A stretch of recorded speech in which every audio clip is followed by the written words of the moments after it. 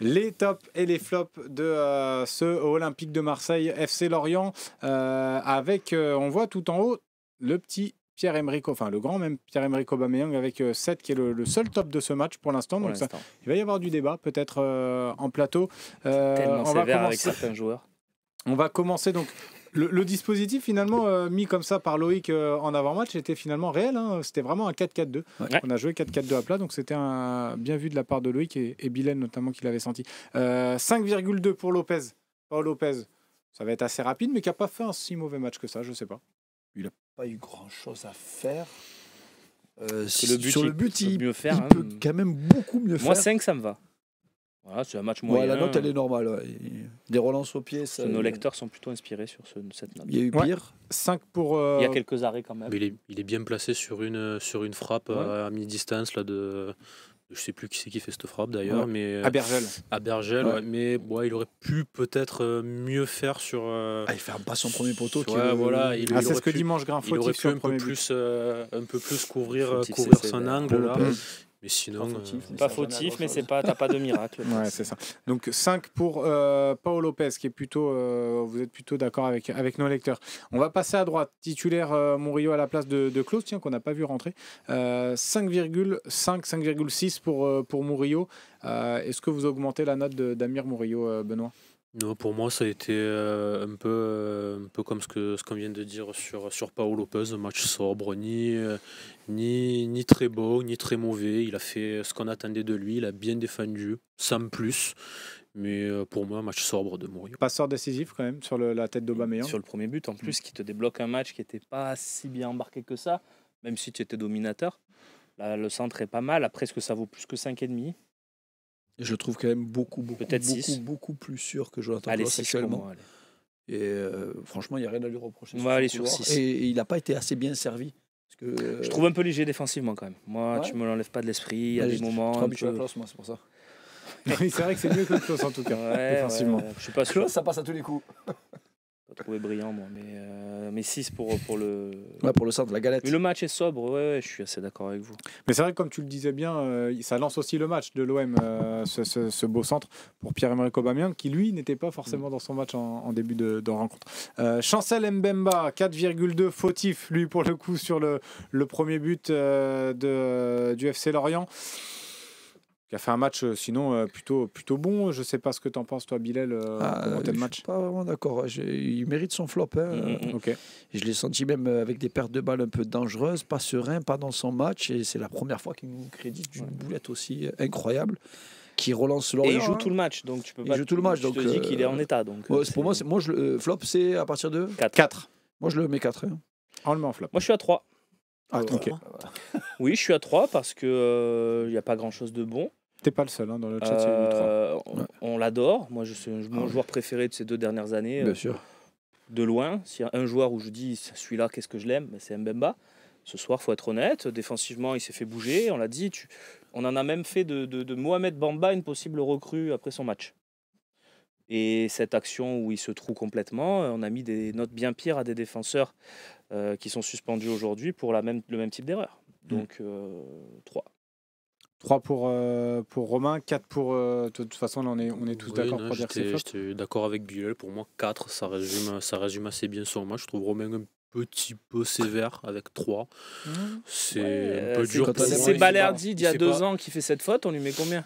Oui, d'accord, mais bon, il fait pas... on lui met 1. Il fait pas une si match, non, un si mauvais match. Bon, il est fautif sur le but, pas de problème. Mais bon. 4 pour moi. 4. On est sur un flop, donc de toute façon, pour Mbemba, qui est pour l'instant le premier flop de cette rencontre. Samuel Gigot. À combien du coup ? Qui a 4 pour Chancel Mbemba. Il y avait 2 4 et un 3,5. Et puis, les lecteurs avaient mis 4 puis nos aussi. lecteurs étaient à 4 également. Samuel Gigot, qui a 6. Qui a fait un match plutôt correct, plutôt bon, avec son petit but en plus. Tiens, Romain, je te lance. Déjà, je vais dire que je suis content. Ouais. Je suis content parce que c'est un joueur qui ne triche pas, qui a ses qualités et ses défauts, qui n'est pas un grand joueur, qui n'est pas un joueur dont on se souviendra comme un gars qui nous a régalé, etc., etc. Je suis content parce que je trouve qu'il prend des critiques injustes depuis 3-4 mois, même s'il a eu un mois difficile où il a fait 2-3 boulettes. à Lille et celle contre Montpellier, si j'ai une bonne mémoire. Tu vois, des fois, je dis au hasard les noms des clubs, mais là, je crois que j'ai bon. Et moi, je suis content parce que voilà, je trouve que c'est un joueur qui triche pas, qui a des belles valeurs, qui, pour moi, représente ce que doit être un joueur de l'OM. Alors, s'il a la qualité technique et plus, tant mieux. N'oublions pas qu'on est un club à peine du top 40 européen et que pour moi, il a sa place dans ce club. Je suis content avec ce 6. C'est vrai que j'ai dit buteur, mais également à l'origine du 3e but. C'est vrai qu'on le faisait remarquer également dans le chat. On reste à 6 pour Gigot, du coup, ça mérite pas plus, pas au-dessus.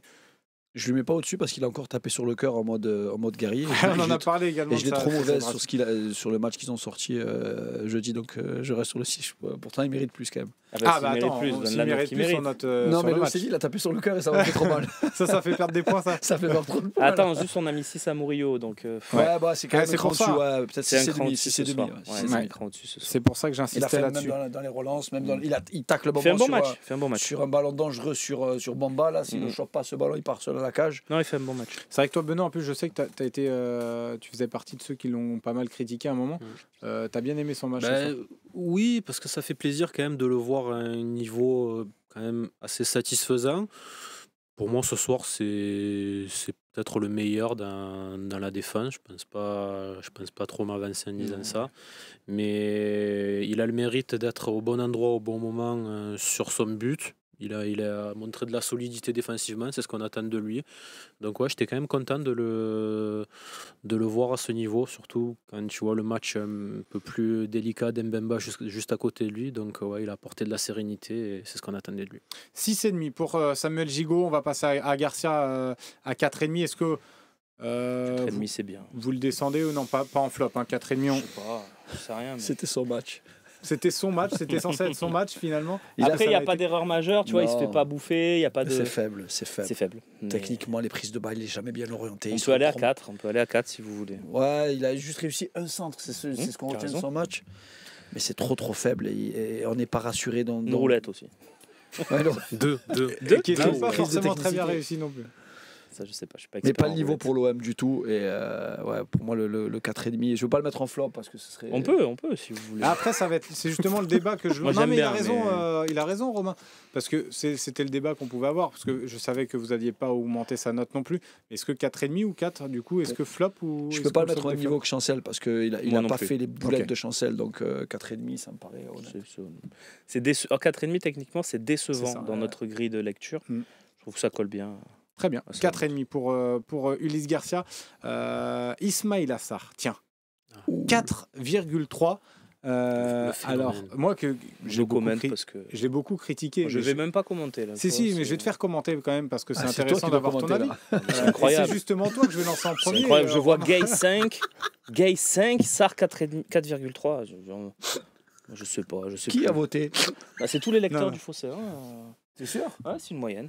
Il n'y a pas une erreur de frappe, Loïc, parce que des fois ça arrive et c'est pas de ta faute, mais ça peut arriver. C'est bien 4,3 pour ça? Ouais, Loïc me dit, il a vraiment revérifié plusieurs fois et c'est bon, c'est bien ça, 4,3. Après, il a joué un quart d'heure. Hein. Il a joué les 20 premières minutes. Après, j'arrive pas à voir d'autres actions d'Ismail. Il y a le centre sur le péno de Mumbagna. Il y a c'est lui qui centre sur oui, c'est vrai. Il y a l'action où il dribble toute l'équipe, qu'il obtient le coup franc à l'entrée de la surface. Non, mais il n'y a rien dans son match, il est nul. De toute façon, Sarr, vous le savez, il est nul. C'est vrai que c'est 4, sévère. flop. C'est sévère. Non, mais Romain. Moi, je veux bien. Mais attends, Slim.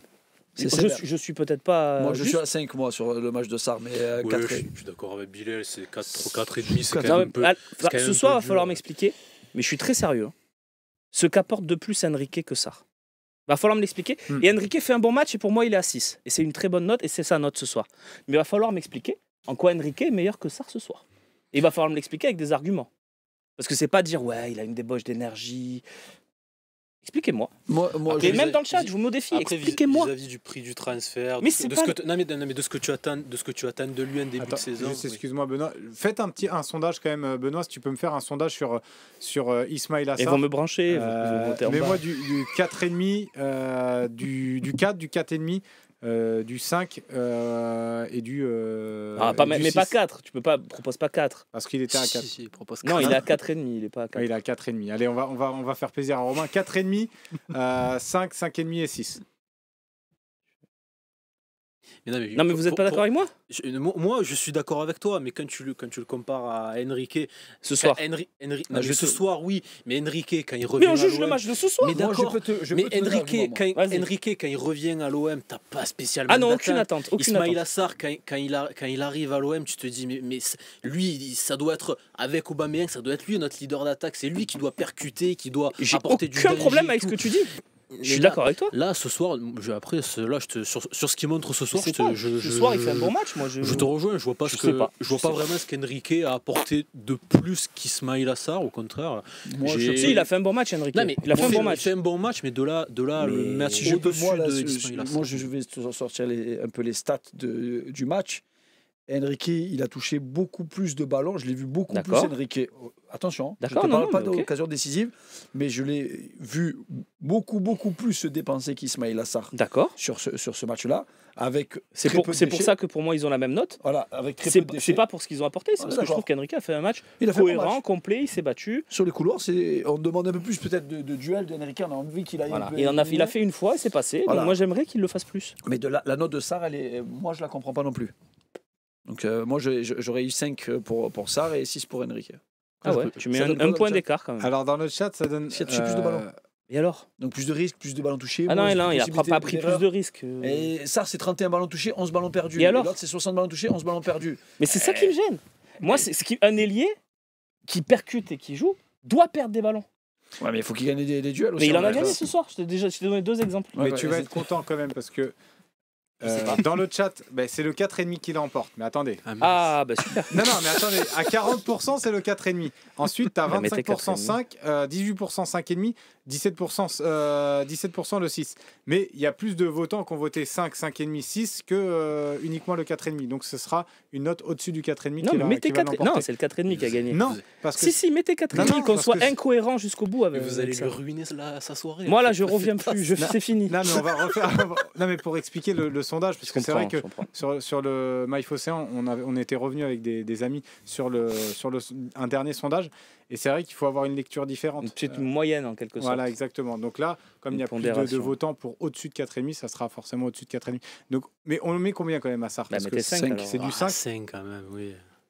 Non, mais quand même. Dans un match comme ça, pour vous, je vois pas ce qu'il peut faire de plus. Mais lui mettre en dessous de la moyenne, je trouve qu'il est dans des occasions décisives. Je vois pas ce qu'il peut faire de plus ce soir. Alors là, lui mettre en dessous de la moyenne, c'est sévère. Il est passé, il a fait des centres en retrait, il a fait. Je sais pas. Mais il s'est pas montré décisif. Non, il a pas été. Non, les gars, non, mais parce qu'on est en train de dire Slim, tu triches. Pas du tout. C'est pas du tout ça. Non, mais mettez parce que c'est la réalité. J'ai passé une bonne soirée quand même. Avec certains sur MyFocéan, parce que j'avais justement mal lu un sondage une fois. Et c'est vrai qu'il m'avait fait la remarque, le copain sur MyFocéan. Donc explique, en fait, tu as une pondération, même si c'est un truc qui gagne, comme c'est le truc le plus bas, tu pondères un peu avec ce qu'il y a au-dessus parce qu'il y a beaucoup de votants. Parce qu'il y a beaucoup de votants, donc c'est forcément les notes après au-dessus qui l'emportent. C'est logique, cela dit.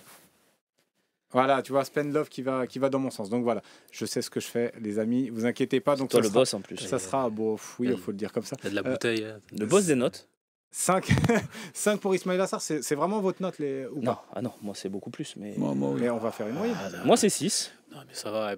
Non, mais pour moi c'est la même note qu'Enrique. Donc je mets 6 à Enrique, je mets 6 à Sarr. Non, mais Enrique il a pas 6 non plus. Moi je veux bien, le sauver du flop, Sarr, mais c'est pas non plus un match. Et bon, il faut pas non plus. On met 3 buts. De quoi? On met 3 buts, on fait des actions. Ouais, mais est-ce qu'il est décisif sur les buts? Oui, sur le 3e, il est décisif, oui. Bah oui. Bah c'est pas grave, après on peut ne pas être d'accord. Mais... Bon, ce sera un 5 pour Ismaïla Sarr de toute façon. Tu mettais combien toi? Moi je mettais 5, c'est encore une fois, c'est un match neutre, Sarr. Pour moi il m'a pas emballé, j'attends beaucoup plus de lui. J'ai pas dit qu'il m'a emballé. Qui met en relief la note, parce qu'elle serait passée inaperçue sur ce match-là, mais son amour pour Ismaïla Sarr fait qu'on va la... Mais tu n'es pas d'accord sur son match?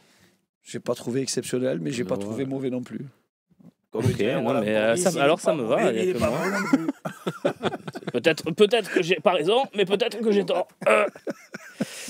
Tiens, il y en a qui disent que je suis en train de stresser d'un coup de pression de Romain Herring. Non, pas du tout. Pas du tout, mais je du plateau là. Non, mais je trouve que si on veut être juste, c'est pas normal. C'est tout de mettre 4,5 alors que le mec il est bon. Ce soir il est bon, je suis désolé. Ou alors on met beaucoup de flops. Mais par contre, ce qui est vrai, c'est qu'on aurait peut-être dû mettre une note en flop, pour le coup, pour avoir une pondération un peu plus logique. Mais on ne peut pas mettre non plus énormément de notes dans le sondage. Bon, ce sera 5 de toute façon pour Ismaïla Sarr, on ne va pas y passer 107 ans non plus. Et Luis Enrique, vous étiez sur beaucoup trop peu, 6. Mais bon. Moi, je vais rester honnête. Je voulais lui mettre 6 à la même note que Sarr, donc je mets 6. Tant pis. 6 pour Luis Enrique. Et il me frustrait. Qu'est-ce qui me frustre, ce joueur? Qu'est-ce qu'il n'a pas de personnalité?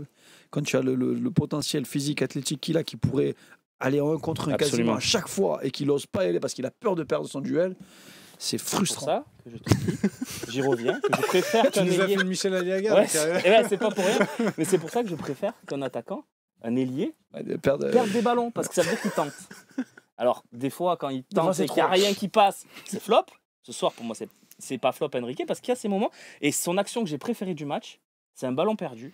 C'est quand une touche, il tente de lancer Aubameyang sur le côté gauche, et qu'Aubameyang est à touche-touche avec son défenseur et qui perd le duel. C'est mon action préférée d'Enrique ce soir parce que c'est une action où il ne réfléchit pas et où il joue à l'instinct. Et je trouve qu'à l'instinct, il est intéressant. Contre Benfica, son entrée, elle est à l'instinct. Il y a plein de très bonnes choses.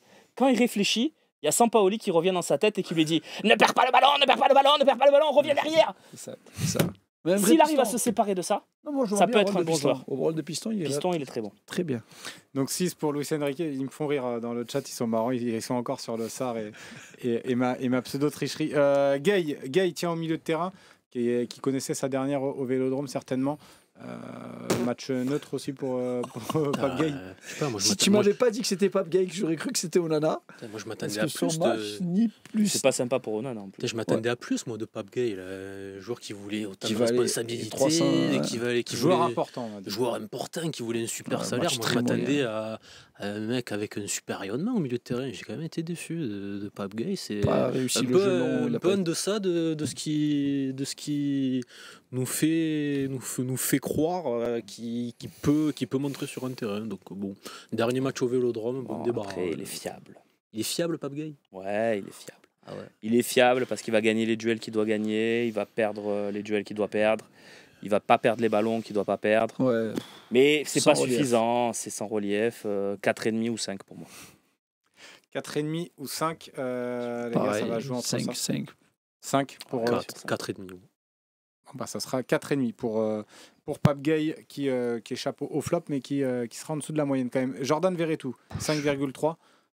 J'aurais mis la même note. Il a servi à rien sur ce match-là. Il m'a rien montré. Moi aussi. Et je l'aime aussi beaucoup. À l'origine quand même du deuxième but sur ce corner en jouant en 2 temps. Ouais, mais bon, il a oui. Mais bon, c'est le seul truc quoi. Et il les a pas si mal tirés en plus ce soir les corners. Oui. Ouais. C'est vrai qu'on s'est fait la réflexion à un moment. Mais c'est sa saison, il state pas assez. Peut-être 5. Il state pas assez. Pas assez de buts alors qu'il est souvent proche de la surface. Ouais, un petit peu trop timide Verretou ce soir. Bon, après, je sais pas, j'ai quand même l'impression qu'il y a c'est pareil pour tout le monde, mais il y a le poids de la saison sur lui, oui. Sur lui, quand même. Tu sens que là, il arrive au bout là, Verretou, donc c'est pour ça que j'ai pas envie d'être trop sévère avec lui non plus. Il a pas fait un mauvais match, il fait pas un grand match non plus. Pour ça, 5,5, je pense que c'est mérité. 5 pour Jordan Verretou et on va passer aux 2 avant-centres. Est-ce que vous voulez noter peut-être les 2 entrants déjà avant de... non, commence par regarder le meilleur pour la fin. On va garder le meilleur pour la fin. Allez, Mumbagna déjà à 5. Sévère. Ah ouais? Comme ça, 6 pour moi. Ils ont été aussi importants l'un que l'autre. 2 très bons matchs de ces joueurs qui nous apportent beaucoup par leur impact physique, leur qualité de course. Et je pense qu'ils vont être précieux s'ils restent la saison prochaine. Donc pour moi c'est 6 pour Mumbagna que j'ai beaucoup aimé ce soir, qui est sur le deuxième but décisif avec son coup de tête très bien senti, mais il n'y a pas que ça dans son match. On dit tout le temps qu'il est nul techniquement et tout, moi je trouve ça propre. Ok, il y a 2-3 contrôles du genou qui partent en touche, ok, mais c'est pas aussi dégueulasse que ce qu'on veut dire, je trouve, techniquement. Il souffre aussi maintenant d'un regard qu'on peut avoir par les critiques qu'il y a eu sur son arrivée, tout ça. Je trouve qu'il y a des trucs qui sont sympas dans son jeu, que des fois, dos au but, il arrive à te conserver des ballons, et tu le fais pas que parce que tu es physique, tu le fais aussi parce que tu as une qualité technique, une qualité de jeu de corps. Moi, j'aime bien. Moi, je suis à 6 ce soir, je trouve qu'il fait un bon match. Ouais, même il a fait un centre, dommage qu'Aubameyang n'a pas coupé au premier fort qui était intéressant. Il pèse toujours, il est toujours dans la surface, il fait chier les défenses adverses. C'est ce qu'on attendait de Vitinha à l'OM et c'est ce que lui apporte entre guillemets, malgré le fait que ça reste quand même après limité techniquement, mais ça peut servir. Mais tu es d'accord avec moi qu'il n'est pas aussi nul techniquement que ce qu'on veut bien nous le dire? Ça dépend ce que l'on appelle nul techniquement. Les gens qui disent il ne sait pas faire un contrôle, il ne sait pas faire une conduite de balle. Il a un peu de mal sur la conduite de balle. Très compliqué. Parce que non, mais le contrôle. S'il était capable de conduire bien le ballon. Quand il fait contrôle-passe, c'est propre. Ça va. Après, conduite de balle, c'est pas non plus ce que tu attends de Moumbagna quand il est sur le terrain. Mais je suis d'accord avec Romain, dans son registre, dans ce que tu attends de lui, je l'ai trouvé bon ce soir, dos au but. Il a apporté de l'impact physique, de la puissance dans la surface de réparation. Personnellement, je n'attendais pas plus de lui ce soir. Il a fait du Moumbagna. Voilà, il a fait du Moumbagna, il a fait ce que... Moi, je suis d'accord avec toi. C'est le joueur qui peut emmerder Reims et Le Havre. Exactement. Ouais. Non, mais c'est vrai. Moi, Reims et Le Havre, je veux le voir. Sur le but de Gigot, c'est Mvogo qui fait vraiment une vraie parade parce que sa tête au premier poteau. Et j'avais dit lundi, quand on a fait le talk, que je le voulais à la pointe de l'attaque contre l'Atalanta. Et... Il faut constater que. Tu voulais Luis Enrique, donc 2-6. Je voulais Luis Enrique, ça. J'avais dit, au moins, on est sûr d'avoir de la vitesse. Voilà. Et 6 pour Faris Moumbagna qui gagne la compo de départ qui gagne un point. C'est vrai que ça, on l'a pas forcément trop analysé non plus, mais la compo, on va pas revenir dessus, mais je t'ai entendu faire ta petite phrase sur la compo de Gasset contre l'Atalanta. Bon, on l'a analysé contre l'Atalanta. Toi, tu l'as... Mais tu aurais aimé peut-être qu'il y ait... qui nous répond. On l'avait dit. Moi, je t'avais dit que NJ, je ne comprenais pas le projet. Au pire du pire, mettre la compo du match aller où on n'était pas trop mal sorti. Et que si c'était Moumbagna, ça ne me dérangeait pas non plus. Donc, Bon, je pense que ça ne se joue pas forcément là quand même, parce qu'on s'est fait bouffer. Mais on n'a pas joué avec nos armes. Voilà, exactement. Ça ne sera jamais ça. Pierre-Emerick Aubameyang qui a 7, qui est le top de ce match, un doublé, dont un but sur penalty et puis un coup de tête sur le centre d'Amir Murillo. Top. Toi, Aubameyang? Oui, top. Pour moi, Aubameyang, c'est top. C'est la classe. Mais c'est peut-être bête, mais quand on regardait le match avec Romain, on a limite commencé à célébrer son but avant même qu'il tire. C'est la classe des grands joueurs pour moi. Voilà. Il fait ce qu'on attend de lui depuis le début de la saison, même s'il était un petit peu... Depuis le mois d'octobre, allez. Oui, allez, si tu veux. Mais on est d'accord. Il était un petit peu timide sur un début de partie, puis il met un but de renard, un but très très beau but d'avant-centre. Serein sur son penalty, donc match clean, match propre. Il tire un penalty aussi fort sur une saison qu'Aubameyang. Il a dû en mettre 5 ou 6. Il n'en a pas loupé. C'est surtout qu'ils sont très très bien tirés à chaque fois. Et il n'y a pas un gardien qui a essayé de... Surtout que dans notre imaginaire, c'était pas un grand tireur de péno. Exactement. Ouais, il arrive, tu te dis pas, en plus on a chopé un tireur de péno incroyable. Non, dans sa carrière, ça m'avait pas marqué qu'il était... Je suis même pas sûr qu'il ait tiré. Sanchez à Aubameyang au niveau de penalty, c'est quand même... Mais Sanchez, il en avait raté quelques-uns. On s'en souvient. Pas que. Non, pas que, mais... Pas que, ouais. Il a donc le 7. Moi, je pense qu'il vaut plus. Ça vaut un beau 8 pour moi. 7,5, 8, parce que ne banalisons pas ce qu'il fait. En fait, on a, Aubameyang, il a marqué, bon, ça va, bon match. Non, c'est très très bien. Moi, je suis plus à 7,5 parce que malgré tout, ça reste, comme tu l'as dit, un but de renard et un péno. Il n'y a pas un exploit incroyable. Oui, mais il a quand même le mérite de le mettre. Exactement. Il est au bon endroit, au bon moment. Encore une fois, semaine après semaine, il est toujours là. Mais moi, si on lui met 8, ça me va très bien. Ne banalisons pas. Voilà, c'est incroyable. Il a encore mis un doublé, les gars. On est à 29 buts pour ce joueur. Comme l'a dit Bilal, depuis ce siècle, on n'a vu que Drogba. Il y a Thauvin qui fait une très grosse saison aussi statistique. Mais Drogba, il a 32 buts et lui, il a 29, avec 2 saisons qui vont au bout presque en Europa League. Donc comparable. Il fait ça à 35 ans, Aubameyang aussi. Il fait ça à 34, je crois. 34 ans, il a. Et donc mine de rien, 34-35 le 18 juin. Mine de rien, il a 16 buts en Ligue 1, alors qu'il avait démarré en décembre, il était à quasiment 1, je crois. À 1 contre le Havre. Le Havre, et c'était en octobre. Donc c'est vrai que voilà, c'est 16 buts en Ligue 1 et autant en Coupe d'Europe ou pas loin. C'est une saison quand même assez incroyable au vu du marasme. J'aime bien. Donc 7,5 pour Pierre-Emerick Aubameyang, on lui fait grappiller 0,5. Moi je suis obligé quand même de te poser la question, je te vois rigoler depuis tout à l'heure, faut que tu me dises pourquoi tu rigoles depuis tout à l'heure. C'est tous les messages. Parce qu'ils sont bons ce soir, ils sont bons. Ils sont très très bons. Ils sont très très bons. J'ai envie de partager ton sourire depuis C'est vrai qu'ils sont bons. Il y en a qui sont très lourds. C'est sur le sondage de tout à l'heure. Ils sont encore sur le ça. Donc c'est ça. Il y en a un qui est encore sur le but de Rennes. Il y en a pas un qui est sur le but de Rennes encore. Lui aussi il était bon. Il arrive une demi-heure après, il a dit rien à égaliser. En fait, je vais donner la méthode. Il faut faire. Tu prends la première entrée du sondage, qui est 5 ou 4,5, je ne sais plus. 5 ? C'était 4,5. Tu la multiplies par 40%. C'était 40, je crois. Après, tu prends le 5, tu le multiplies par 30. Tu multiplies par 20, tu multiplies par 22. Tu obtiens un résultat, tu divises par 100. Et là, tu as ta moyenne. On a perdu le chat. On a peut-être perdu le chat, mais écoute. Mais après, moi, j'ai un bac S. Après, je m'en sors. Là, tu as la moyenne de ton vote. Non, mais ne le fais pas. Mais oui, c'est ce que tu fais en fait. Tu le fais, mais au doigt mouillé. Voilà, mais tu le fais. À la coréenne. Voilà. Journaliste bac S, j'aurais jamais cru celle-là. Putain. Un journaliste bac S, j'aurais jamais cru celle-là. Écoute, il faut de tout pour faire un monde. Putain, c'est fort. Non, faire un monde. Merci.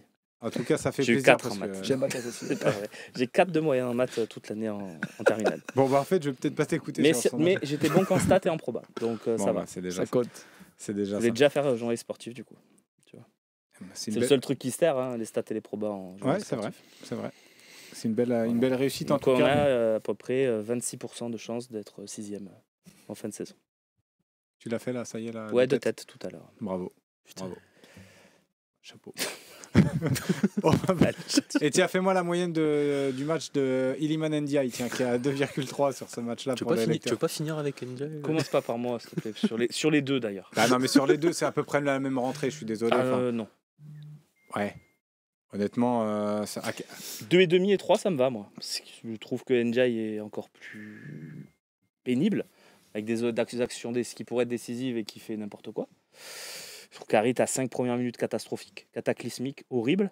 Après, il se reprend un petit peu et que c'est moins dérangeant. Voilà. Donc 2,5 et 3 pour moi. 2,5 et 3, on est d'accord? 2 entrées, c'est pas bon. C'est catastrophique les 2 entrées. Et tu comprends aussi la différence avec Moumbagna et Sarr. Dans ce rôle, qui est pour l'un avant-centre et pour l'autre ailier. Oui. Ben oui. J'ai pas envie de les comparer. J'ai pas envie de les comparer encore avec d'autres. Mais et pourquoi on le compare pas à Moumbagna? Non, mais parce que là, je sais pas, sur leur entrée, ils apportent rien. Il y a trop de déchets. Pour parler d'Ndiaye, parce que je sais que Romain l'adore, et il y a trop d'approximation. Et à un moment donné, il arrive dans la surface de réparation. Il doit ou enrouler ou de suite la donner. Il s'empêtre dans des dribbles, dans des crochets. Il perd la balle. C'est trop souvent, c'est trop répétitif. Et ça, c'est un petit peu inquiétant quand même, parce que tu te dis que il va peut-être y avoir une amélioration, et non. Donc, c'est inquiétant. Harit, c'est la même chose. Harit, je serais même plus sévère encore avec Harit, parce que c'est lui qui est censé être ton chef d'orchestre, entre guillemets. C'est lui qui est censé orienter le jeu, dicter le tempo de ton jeu. Il est censé faire ça quand il entre. T'as raison. Et il n'a pas réussi à le faire une fois. Donc, moi, Harit, je commence à... Je sais pas. Ce sont des joueurs qui sont atteints psychologiquement. Ah, mais oui. À l'instant T. Attention, on a déjà vu Harit bien plus performant. Oui. On se rappelle de Harit avec... la saison dernière avec Tudor qui surnageait. On se rappelle même avec Gattuso un peu. Même avec Gattuso qui était vraiment le leader technique. Important, le leader technique capable de faire des choses. Voilà, c'est dire aussi. Il a comparé à Kaka, si mes souvenirs sont bons. Ah oui, c'était bien ça. Mais la vérité c'était après le match du Havre où il avait fait un match monumental à rythme. Mais la vérité d'hier, c'est pas celle de demain. Et ces deux joueurs-là, rentrer après ce qui s'est passé à l'Atalanta de Bergame, ça montre parfaitement le fait qu'ils aient été sur le banc, et c'est pas plus mal qu'ils soient sur le banc, parce que l'aspect psychologique, on est bien placé pour le savoir, il représente 90% du sportif de haut niveau. C'est la différence entre un grand champion et un joueur moyen. Et là aujourd'hui, Ndiaye et Harit, ils sont au fond du trou, encore plus Ndiaye. Ndiaye, il a touché le fond. Il ne pourra pas descendre plus bas. Mais on dit ça depuis le début de saison. Il est au bas, il est bas. Intéressant. Il a eu sa petite période. 2-3 matchs. Est-ce que la marche est trop haute pour lui à l'OM? C'est quand même frustrant de voir, en tant que supporter, hein, je parle de voir NJ rentrer dans ce match. Bon, tu gagnes 3-1. T'as rien à perdre. Moi, j'ai dit ce qu'on s'est dit. T'as rien à perdre. Le match, bon, il était acquis. Tu gagnes 2 buts. Le match, il est plié. Tu as quand même l'opportunité de te montrer, de montrer des bonnes choses. Tu peux essayer de combiner avec Aubameyang. Et là, il s'empêtre encore, comme je l'ai dit. Donc, c'est quand même décevant. Tu te dis, mais qu'est-ce qu'il lui faut? Il faut que quoi? Qu'est-ce qu'il lui faut? Il faut que gagner 6-0 contre en Coupe de France pour que peut-être il arrive à. Non, tu as essayé avec un coach qui te voulait, Marcelino, qui t'a voulu plus que Sanchez. Puis même, parce qu'à un moment, Marcelino ne prend pas Sanchez pour qu'on aille chercher Ndiaye. Rappelons-nous ça. Tu as essayé avec un coach comme Gattuso, qui était plus rigoureux, plus strict, mais qui te disait ce qu'il fallait faire sur le terrain. Tu as essayé avec Papi Gassé, qui est gentil, qui t'amène le goûter à la commanderie tous les jours. Qu'est-ce qu'il te faut? Puis tu sais pas. Qu'est-ce qu'il lui faut? Non mais vraiment les gars, qu'est-ce qu'il lui faut? Tu le fais jouer à son poste. Voilà, c'est ce que tu fais tout pour ce qu'il... Et les matchs où il est bon, c'est même pas à son poste, c'est quand il rentre côté. C'est ce que j'allais dire. Au début de la saison, Gattuso le faisait jouer un petit peu sur un côté, un petit peu à droite, un petit peu. Après, il a joué. Il a 44 matchs ce soir. Il a joué dans l'axe. On se rend compte que ça fonctionnait toujours pas. Puis il a joué avec un autre attaquant, il gravitait autour d'un autre attaquant. Et tu te rends compte que c'est toujours pas bon. Donc tu te dis, mais il faut le faire jouer où pour que ça fonctionne? Donc, adaptation, les gars, soyez patients. Oui, c'est la mauvaise saison. Mais Bilal, on est à l'OM, on n'est pas. Tu vois, adaptation. Aujourd'hui, tout le monde te dit ton meilleur joueur, c'est Balerdi. Il s'est fait massacrer pendant quasiment 2 ans. Tu en as d'autres exemples à part Balerdi? Ouais, je me souviens de Bounassar aussi. Bounassar qui se faisait massacrer, qui à la fin a fini en boulet de canon sur son couloir droit. À quel poste? En piston ou à latéral. Arrière droit. Non, mais c'est un joueur qui a des qualités indéniables. Moi, je remets pas ça en question. Il a des très bonnes qualités. Tu vois qu'il a du ballon, qu'il est capable de faire une différence, qu'il est capable de patience. C'est vrai, Loïc me le dit, mais on en a parlé même pendant le commentaire. Thauvin aussi a eu un petit peu une période difficile aussi. En arrivant. On peut pas comparer Thauvin à non, mais dans le contexte où il a mis du temps à éclore à l'OM. Sa première saison, il met 10 buts Thauvin, je crois quand même. Ouais, mais est-ce qu'il n'était pas critiqué? On voulait tous qu'ils partent. Il est revenu de près, il reçoit une bouteille. Ce qui est fou contre Rennes. Sur les stades, Vitinha, il a marqué autant de buts que Sarr et que Ndiaye. Réunis? Non, chacun. Ils ont marqué un championnat, ils ont marqué 3 buts. Bon, en tout cas, c'est 2,5 on a dit pour Iliman Ndiaye, 3 pour ça. 5 buts cette saison, ça. Jean-Louis Gasset, rapidement avant de rendre l'antenne sur son match ce soir. Bon, là, il a perpétué la tradition de gagner le dernier match au Vélodrome et de finir sur une bonne note au Vélodrome. Tu peux pas lui reprocher grand-chose sur ce match. Il a mis les joueurs que j'aurais aimé, hormis Garcia, qui mettent face à l'Atalanta. Donc, rien à dire. Jean-Louis Gasset, donc on lui met en top? Oui, 7 pour moi. 7 ouais, franchement, il a fait une compo cohérente, un 4-4-2 contre cette équipe faible de Lorient, où tu mets 2 avancantes pour marquer des buts, 2 ailiers pour t'apporter ce qu'ils ont apporté et que j'ai trouvé encore une fois bien, Enrique Sarr, plus les 2 mecs devant. Moi, je trouve que la compo est cohérente. Il s'est pas trop fait chier, il s'est pas dit tiens, je vais inventer un truc, jouer à 3 derrière, tu vois. Non, il a fait un 4-4-2 basique et ça a bien marché. Il a fait du turnover. Peut-être que j'aurais préféré qu'Aubameyang sorte plutôt que Moumbagna. C'est le seul petit détail. Parce qu'Aubameyang, il est dans le même état que Vertou. Il est crevé de chez crevé. Et on va en avoir besoin sur les deux matchs de la semaine prochaine. Mais c'est le seul bémol pour moi de son match et de sa gestion. Je valide. Ok, et parfait. On va terminer là-dessus sur la validation. Un bon arbitrage de Romain Herring. C'est vrai, Monsieur De Chépy qui nous a quand même accordé un penalty que beaucoup nous auraient pas apporté. On n'est pas revenu. Tiens, sur le penalty pour vous, il y a faute ou pas? Oui, quand même. Ouais, y a quand même ça faute. Se siffle. Et comme dirait Courbis, ça se siffle ou comme ça se siffle pas. Mais souvent, on nous les siffle pas, ceux-là. Comme il a fait son geste comme ça, j'ai dit ben non. Mais oui, moi aussi. Il s'est trompé de geste. Il joue bien le coup, Moumbagna, mais il y a faute quand même. La faute, elle existe, il le déséquilibre. Bon, lui, Moumbagna a tendance à plonger un peu. Oui, mais il y a faute. Il est malin sur le coup, mais. Mais c'est comme sur l'action d'Ismaïl Assar aussi, on aurait pu, où il obtient le coup franc. Non mais on se dit, parce qu'il se laisse un peu tomber, on se dit il peut peut-être aller au bout et là il finit une action magnifique. Je sais pas. Faut que je la revoie. Non, mais peut-être qu'il la pousse un peu trop, ralenti, je sais pas. Pendant qu'on commentait avec Bilal, c'est ce qu'on s'est fait comme réflexion sur l'action de Sarr. Bon, en tout cas, on va finir là-dessus sur cette belle victoire de l'Olympique de Marseille. En tout cas, comptablement, c'est plutôt positif. Merci à toi, Romain, d'avoir été avec nous sur le plateau. C'était un vrai plaisir.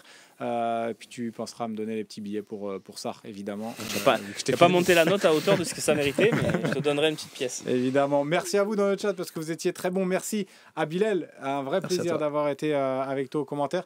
Loïc Lachaud également qui fait un gros travail. Bravo, à la réalisation. Loïc. Et merci à Benoît pour tes analyses toujours bien senties. Enfin, pas toujours, mais plutôt bonnes dans l'ensemble, on va dire. Il a fait une place ce soir, il a fait une belle place. Il a participé aux notes, il a pu donner son avis parce qu'il n'était pas content de la note d'NDI 0,5, il n'était pas d'accord. Je lui ai dit, viens en plateau avec nous. Ouais, 0,5 quand même. Bon, c'est qui? C'est toi qui lui as mis 0,5? On lui a tous mis 0,5. C'est pas moi qui... Bon, tu aurais mis moins? Bon, après je vais pas refaire le match contre l'Atalanta, mais bon, de là à mettre 0,5 j'avais mis 0 à Germain. Bon, on va pas revenir. T'avais mis 0 à Germain? Ouais. On va pas revenir sur la note d'Iliman Ndiaye. On se retrouve demain. Prenez note, l'OM au café à 11h, ce sera avec moi. On pourra reparler de Ismaïla Sarr si vous voulez, avec grand plaisir. Et puis un petit peu de trucage aussi, pourquoi pas. On va reparler des sondages. On aura le temps de se refaire là cette Tu leur expliqueras bien dans l'OM au café comment tu fais. C'est ça, je vais tout expliquer comme ça. Donc prenez rendez-vous à 11h demain. Et il y aura le talk à 18h avec Romain Canuti, avec encore un beau plateau. Voilà, prenez soin de vous, passez une très belle nuit et puis on se retrouve demain sur lefosséen.fr. Ciao, ciao.